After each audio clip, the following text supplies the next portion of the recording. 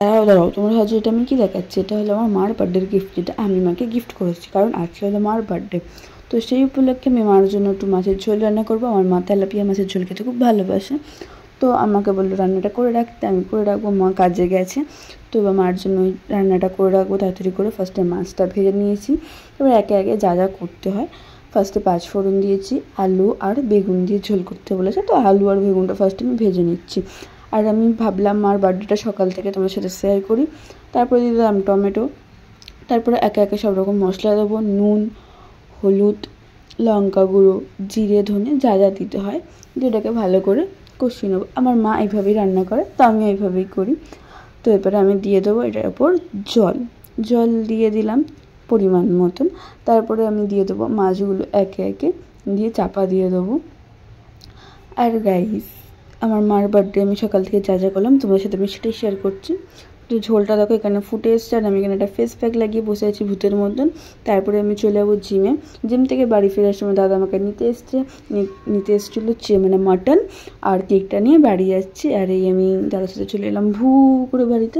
তারপরে এখানে কেকটা আমি আনবক্সিং করছি।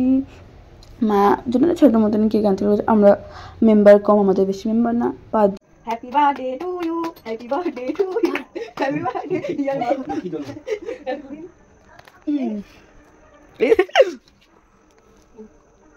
তুমি খাও।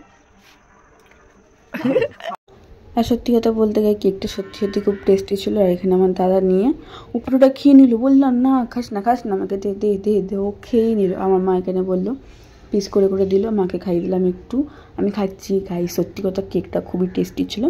তারপরে দেখো আমার মা রান্না করবে মটন, তো এখানে মা মটন ম্যারিনেট করে রেখেছে। আর এখানে আলু পেঁয়াজ কাটতে আমার কেঁদেই ফেলেছে। তারপর আলু ভাজছে, মাকে বললাম মা তুমি ভিডিওগুলো বানিয়ে নাও, আমি পড়ছিলাম। তো মা দেখে সত্যি সত্যি ভিডিওগুলো বানিয়েছে, একে একে যা যা করেছে। আমার মা বলছে যে ফোনটা দিয়ে আমি করে নিচ্ছি বলে একা একা ভিডিও বানিয়েছে। দেখো গাইস এখানে মাটনটা পুরো রেডি, খেতে তো ওয়াও হয়েছিল। আমি রুটির সাথে খেয়ে নিয়েছি স্যালাড নিয়ে।